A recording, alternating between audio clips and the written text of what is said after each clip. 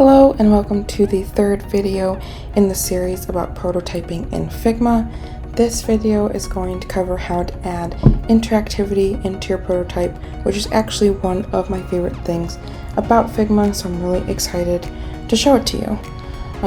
If you're wondering what that sort of looks like, just a sneak peek, we'll go over to one that I already did.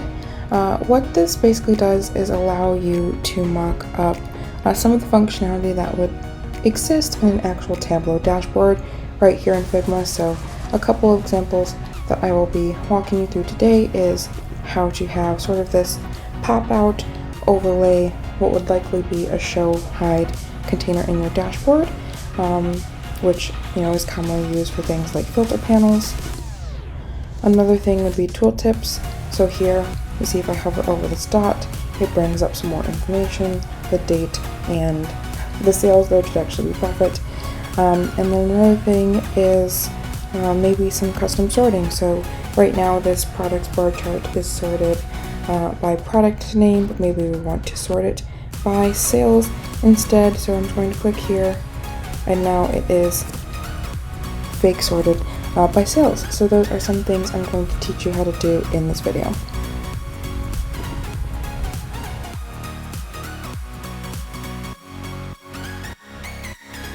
The first thing that we need to do in order to even view what we've created so far in that way is to put all of this in a frame. Now, if I remember correctly, one thing that we will need to do before that is just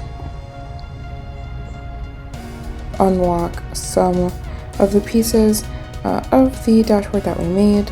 The reason this is important is because us locking them basically said, hey, I can't edit or change these, which means I wouldn't be able to put them in the frame we're about to put them in. So I clicked and dragged over everything we created in the last video together, and I'm just going to right click and go to frame selection. As you can see, nothing has changed with it here except for now there is a frame title on top of it, which I can edit here just to say mockup dashboard. And this is what would show up if we were to go to the play prototype option over here. So let's just click that to see where it takes us. And here is what we created that was only available after we put it in a frame, and then you have some options to change the way it looks. Scale down to fit is normally what I use. Next, we're just going to create some of the properties that we're going to mock up. So in this case, a filter panel, we'll just do a fake one.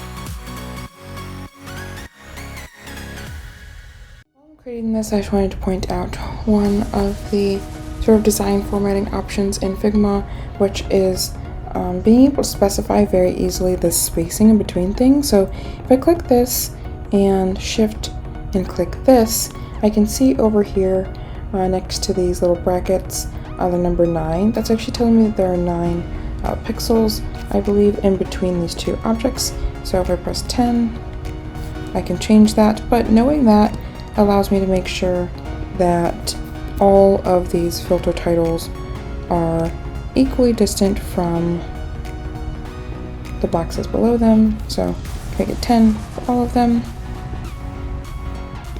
I want everything to be aligned to the left, and then these look a little low. Yeah, okay, that looks better.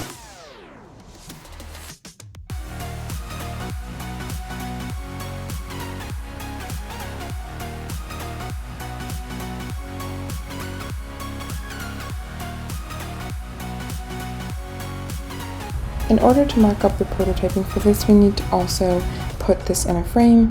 So as you saw before, click, drag, select it all, right click, frame selection. So now it's all in one. We'll name it filter panel, and this will allow us to add that interactivity. But first we need to make a spot for it in the dashboard.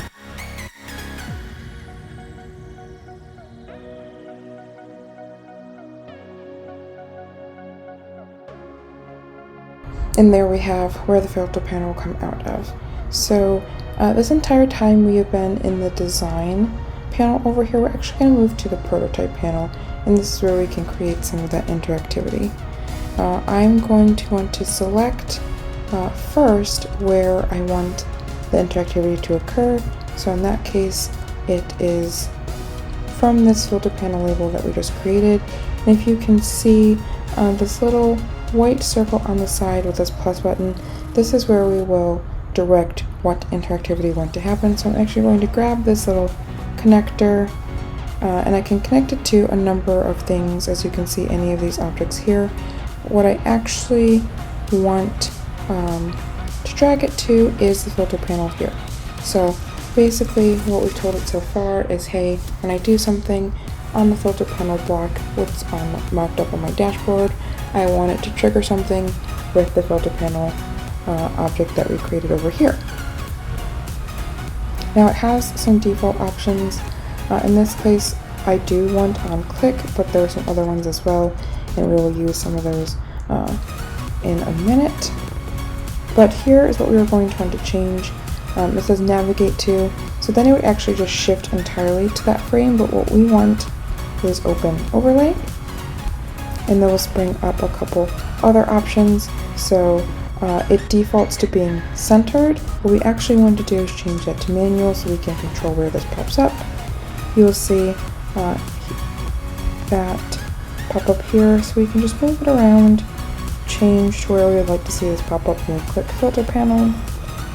And then a couple things I like to add is close when clicking outside, so that's just the way to make it go away once you're done, and then add background behind overlay. I just think this is a nice touch to make it more visible what you just did. And then you can choose a couple animations, but I like to keep it on instant just because that's more similar to what we're going to see in a Tableau dashboard, even though the other ones look a little bit cooler. So now that we mock this up, we can go back to our presentation of this dashboard and see if it worked. So you can see that filter panel there, and now when we click on it, it does open up that overlay for a filter panel. And because I selected close when clicking outside, if I click again, it goes away.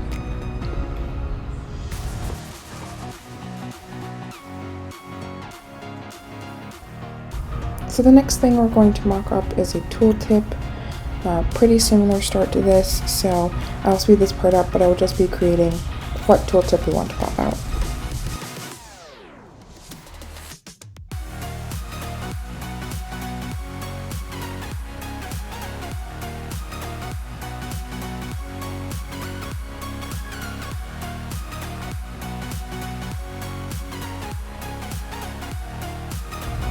So all I did so far was make that rectangle for the background, add on the text for the tooltip, and then put it in a frame similar to what we did with the filter panel. Next thing I'm going to do is going to be on here. I'm just going to create a circle that is going to be our point in order to bring this up. This is not going to be necessary all of the time. The reason that I'm doing it in this case is because the area chart on here is all technically one object, and I only want the tooltip to pop up when I'm hovering over one specific point. You wouldn't have to do the same thing, which is adding this little ellipse onto this chart in a bar chart, for example, or the scatter plot, because all of these this is an individual piece. These are individual pieces as well, but the area chart is one thing. So I just wanted to use a specific point for where the tooltip is going to pop up. Similar to what we did before, we're going to go over to prototype, and it will automatically show a light blue line for all of the things you have marked up in the dashboard, but we're just going to select the circle, again, take that little connector, to where we want it to be. And this one's also going to be similar to what we chose in the last one. Instead of navigate to, open overlay, we want to choose where the overlay pops up. So around here looks pretty good. Add background, and we're not going to select close when clicking outside, because actually the trigger that we're going to use for this instead of on click is while hovering, mainly because it's similar to how it would work in the Tableau dashboard. When you hover over a mark, that's when the tooltip comes up, and because of that we won't need to click to close it. It will just close when we move the mouse. So that's all for that, and now we can go test it out. So here is the mockup. It updates in real time, so you can see that point is there and it wasn't before, and when we hover over it, that's when we get that mocked up tooltip that we just made with the background overlay just to make it pop. And then, like I said, when I'm no longer hovering over that point, it goes away.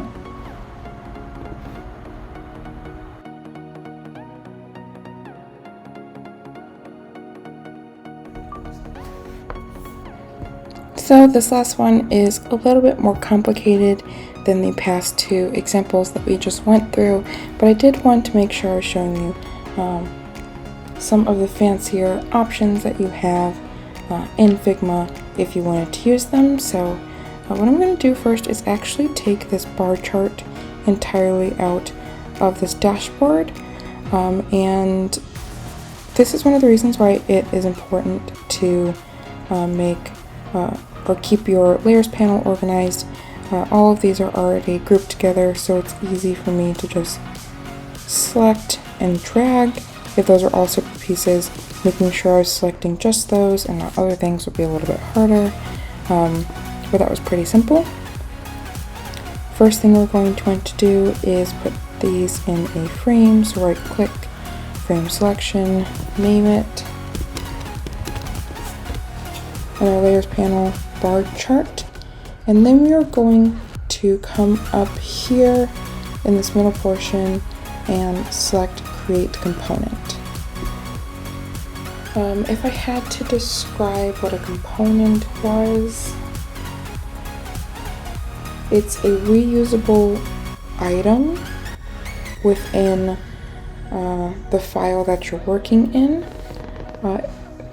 Selecting create component puts it in sort of a repository of different items that you have that you would like to reuse.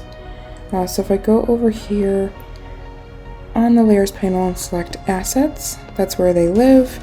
Here's the one I created for the mockup that I done earlier. On the left, here's the one that we just made together. And the nice thing about components is it allows you to easily duplicate and manipulate things that are similar in your canvas. So if I were to pull this out from the asset panel, it would make another one, and I can continuously do that. One of the benefits of doing this, for example, though, because you're probably wondering, well, you could just select it and hit Command D. That is true, but all of these instances of this component, and as you can see, the little purple box pops up as opposed to the blue box for other things. That lets us know these are instances of a component, are all attached to the master component still. And the nice thing about that is if I wanted to change something here, let's say I have several dashboard mockups that have the same chart on them. Maybe I need to make a change though. Maybe the client told me they don't love this orange. I don't necessarily want to go and have to update that every single instance that this occurs in their mockup. So since they're attached to this one, I can just go to this one. Over here on the property side, it has all of the colors in the selection. I can select this orange color, and everywhere that orange color occurs in that bar chart, a component, I can change it to purple, and it changes all of them to purple. So it makes adding updates to things that have been duplicated across your mockup a lot easier. But with that said, There might be one instance where it needs to be slightly different. In that case, I can maybe select this one bar. Maybe this one bar needs to be white. I can change that, and it doesn't break the connection between the master component and any of these instances. It's still connected to it. So for example, let's see, if I just deleted it on all of them, me changing this one property didn't break that connection, though you could if you needed to. So, and what we're going to want to do on the property side is click plus on variants. And you'll see this duplicated that selection still within this component. And basically what a variant is a slightly altered version of an item on your dashboard. So right now it's the exact same thing. That's because we will be making the modifications now, and then we'll show you how that comes to play in a second. So some things I'll be changing is in the second option, it will no longer be sorted by product, so we want to change that back to the dark gray, and it will be sorted by sales, so we're going to make that arrow black. Next thing we're going to do is change the bars to be sized appropriately, so we're going to have them sized in descending order. So just quickly, I'm going to go through and make sure they're sized that way. And then just to keep things semi-real, if that were to happen, these would all be in a different order.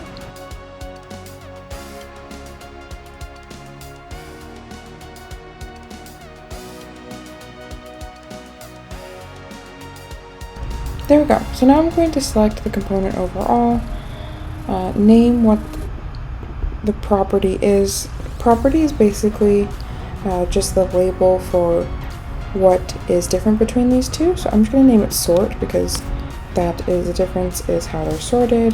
And I'm going to rename these to yes and no. And what that is doesn't, in most cases, is not going to matter very deeply. You just need to know which one is which. And then when I go back to the dashboard, I can pull in that component. We already know it's sized in a way that we like, though I could change that if I needed to.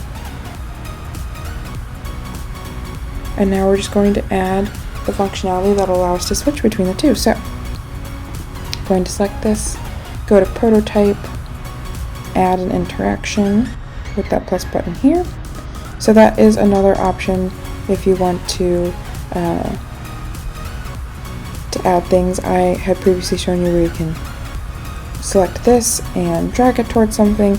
You can also just click plus on the interactions over here, which is what I did, and then we'll change what happens. So on click, which is what we want to change to.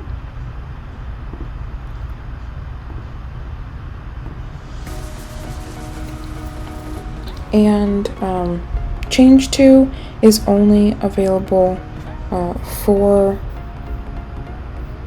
components that have variants, and what we chose here was just to say we want to change it to when the sort is the opposite option. Changed, what happens when you click to change to, that is only available for some things. So for example, if I went to maybe this title and looked at what was the options here, change to is not available because it isn't a variant. There is nothing it could possibly change to, but that's not the case with this one. So select change to, toggled the sort because that's the property that we would like to switch when we are clicking, and then here's just to change what the animation looks like. Any of these I think are fine. Sort, animate, I think just looks cooler, and if you normally have animations on in your Tableau dashboard, it should be pretty similar to that. But I will show you what this looks like now on my presentation. So here is that chart, and when I click, it changes to the other version where it is now sorted. And there you have it. There are a few ways to add interactivity to your mockup. There are definitely a lot of options, including navigating to different dashboards and things like that. So if there's anything else you'd like me to cover or you'd like to see, just let me know. But thank you so much for watching this series, and I hope it helped.